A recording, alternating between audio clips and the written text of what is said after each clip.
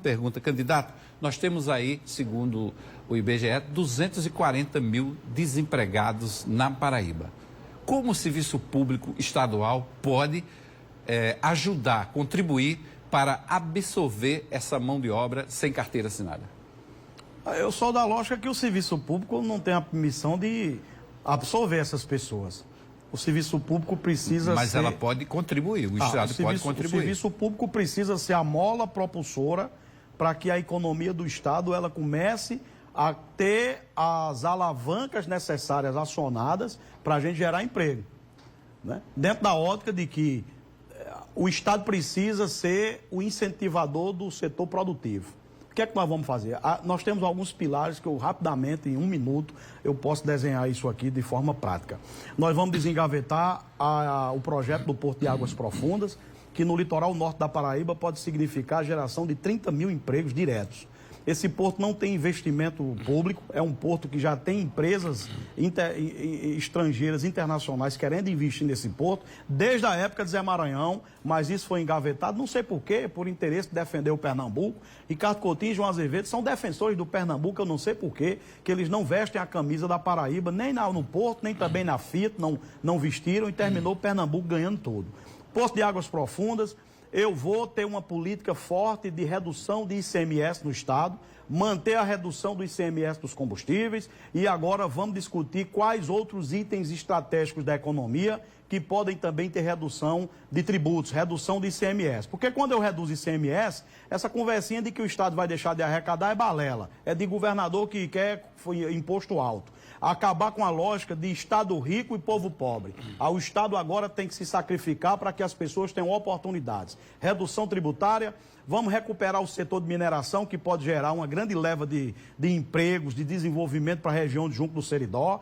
Eu tenho um povo em Junco do Seridó pisando em dinheiro, minério lá no nosso subsolo, e o povo continua fadado ao subdesenvolvimento. O setor de minério vai ser destravado, nós vamos incentivar isso, criar uma zona de processamento de exportação para acoplar o setor de minério com incentivos fiscais, que também pode, inclusive, inserir a questão de tributos federais, já há legislação em termos de governo federal. A gente vai usar as águas de São Francisco para gerar emprego. Eu tenho água em São José de Piranhas e Monteiro, não serve para nada. Primeiro, beber, água de consumo humano. Depois, eu vou pegar parte do dinheiro do programa Empreender do governo do Estado, vou transformar numa política de crédito para o pequeno produtor rural, que vai ter o seu motorzinho para irrigar. Eu vou reduzir o ICMS dos equipamentos de irrigação. Até o motorzinho a gente vai botar para irrigar com a placa solar para não gastar energia da Energisa, vai ser energia limpa. E eu vou transformar, em médio prazo, o nosso sertão da Paraíba na Petrolina do futuro, dando assistência técnica, crédito para que as pessoas possam trabalhar. E o último eixo, que eu acho que vai ser um alavancador de emprego, de geração de renda, são as energias renováveis. Nós temos um ouro nas mãos que o Estado precisa olhar com muito carinho e de forma estratégica incentivar energia eólica, energia solar, para que a gente possa ter um mercado absorvendo mão de obra. Curemas é um exemplo disso. São cerca de 500 pessoas empregadas em Curema, na usina fotovoltaica. A energia eólica está empregando boa parte da mão de obra no Vale do Sabugi. E eu preciso expandir isso, o Estado incentivando. Eu vou acabar com o imposto sobre a energia solar. Eu vou zerar, do jeito que Mato Grosso fez, o imposto que João Azevedo está cobrando do sol. Não se admite isso. Mato Grosso já acabou isso e eu vou, nas primeiras sessões da Assembleia no ano que vem, mandar para a Assembleia um projeto idêntico e livrar os paraibanos desse imposto do sol que esse governador cobra. Então, são os pilares essenciais para que a gente possa fazer com que as molas propulsoras do trabalho, do emprego, possam ser acionadas e priorizadas. Candidato, já que o senhor falou em energias limpas, renováveis, eólica e solar, há uma ala de defensores do meio ambiente que atacam fortemente a implantação dessas grandes usinas solares e desses parques eólicos instalados próximos às residências. No caso das usinas solares, cobre-se uma área vasta de vegetação, isso prejudica o meio ambiente e retira todo o habitat natural daquela região. E no caso da energia eólica, há barulho com o desgaste do tempo desses equipamentos, prejudicando e fazendo com que, inclusive, pessoas saiam de perto desses equipamentos, procurem outras residências. No primeiro momento é bom, porque eles ganham dinheiro, mas no segundo momento eles têm que sair de onde moram. O senhor manteria essa política? cobraria mais contrapartida dessas empresas? Qual a estratégia para conciliar esses dois interesses? A estratégia é um regramento necessário para que tudo aconteça acompanhando a dinâmica mundial. Eu tenho o Acordo de Paris, eu tenho grandes acordos internacionais na questão de priorizar energias renováveis, energia limpa, evitar a emissão de problema na atmosfera, utilizar a forma limpa de ter energia. E eu preciso que o Estado absorva, amigo, um mercado importante, que a Bahia já está anos-luz na frente da Paraíba. Eu tenho o Ceará anos-luz em relação à Paraíba, né? Eu tenho o Ceará liderando agora um grande estudo para preparar o Ceará para ser líder nacional no hidrogênio verde. E a Paraíba não sabe nem o que é isso ainda em termos de discussão. Então nós estamos muito atrasados e eu não vou admitir que algo trave o desenvolvimento da Paraíba na questão das energias renováveis. Isso será prioridade. Regramentos necessários nós teremos. Agora, eu não vou permitir que se trave um segmento que pode significar a Paraíba dos próximos 20 anos. E isso a gente vai ter de uma forma muito profunda. Esse Estado vai começar a ser o Estado de oportunidades. Um Estado respeitado, de oportunidades para os paraibanos. E eu vou ser um governador brigão e vou ser o embaixador dos interesses do Estado nesse aspecto. Candidato, a gente vai trazer outra pergunta de outro telespectador que nos enviou. Ele deu uma exageradinha, mas a gente aceitou aqui a pergunta pelo contexto. O que pode ser feito com milhares de fábricas fechadas que poderia gerar um emprego para os paraibanos? Claro que a gente não tem milhares de fábricas, mas tem fábricas fechadas. Tem. Né? O que pode ser feito? Nós perdemos recentemente a Brasil Gás do Porto de Cabedelo para o Porto de Suape pela questão tributária. Se o governador fosse um governador que não fosse considerado o governador do imposto alto, teria tido a habilidade para preservar 100 empregos, né? Eu acho que nós podemos, em determinados momentos, trocar imposto por emprego. É a lógica dos incentivos fiscais, né? Mas hoje... isso não entraria numa guerra fiscal? Eu acho que não. Por que é que outros estados podem ter e nós não podemos?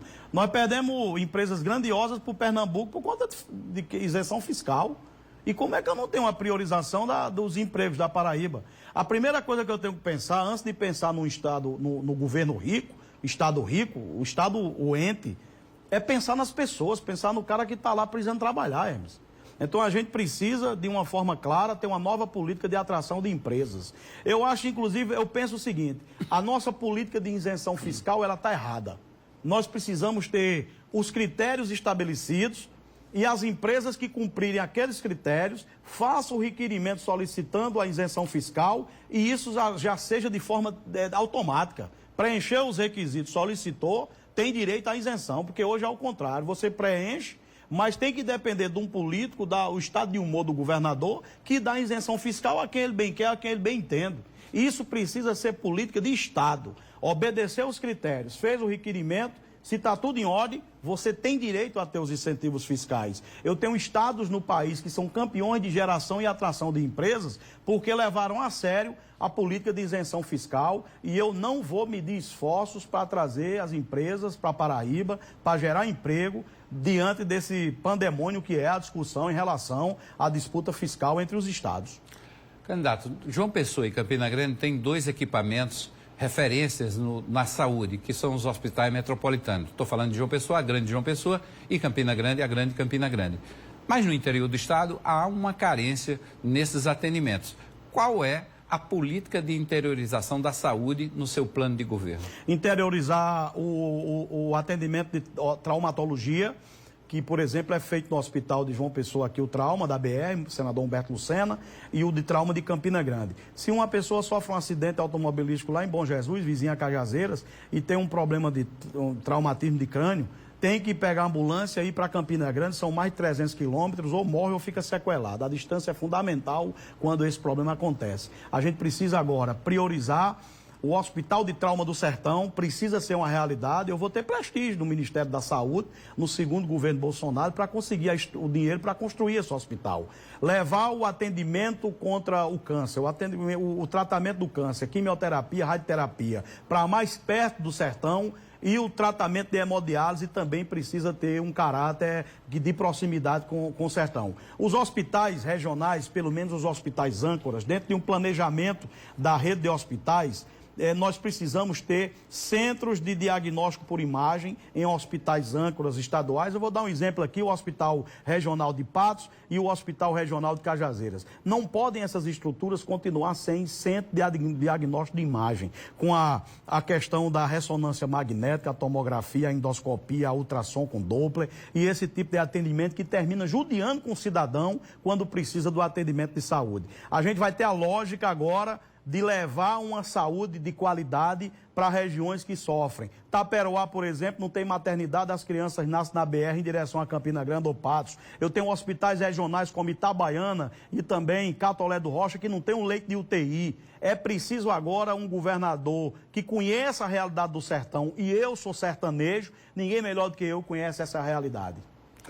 Candidato, de janeiro a dezembro, segundo o Tribunal de Justiça, levantamento feito pelo Judiciário, 83 mulheres foram mortas na Paraíba. 30, pelo menos, estão sendo investigados como casos de feminicídio.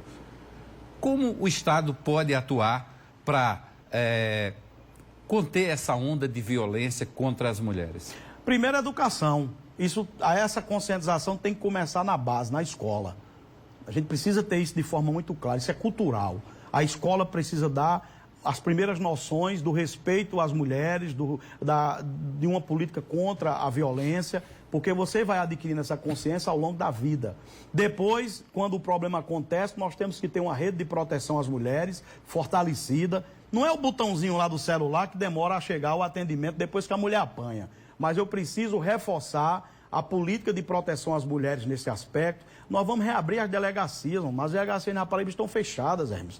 Você apanha em Santa Rita e tem que ir para a central de polícia no Geisel para ter o atendimento policial no momento que necessita fazer a queixa. Reforçar essa rede de proteção às mulheres e lá na base cuidar para que a geração que está lá na escola possa ter uma consciência plena em relação ao respeito às questões ligadas à violência contra a mulher. Candidato Nilvan Ferreira, obrigado pela presença aqui no Correio Debate, pela entrevista. Boa sorte nessa corrida eleitoral. Muito obrigado, um abraço a todos os paraibanos e Deus abençoe a todos.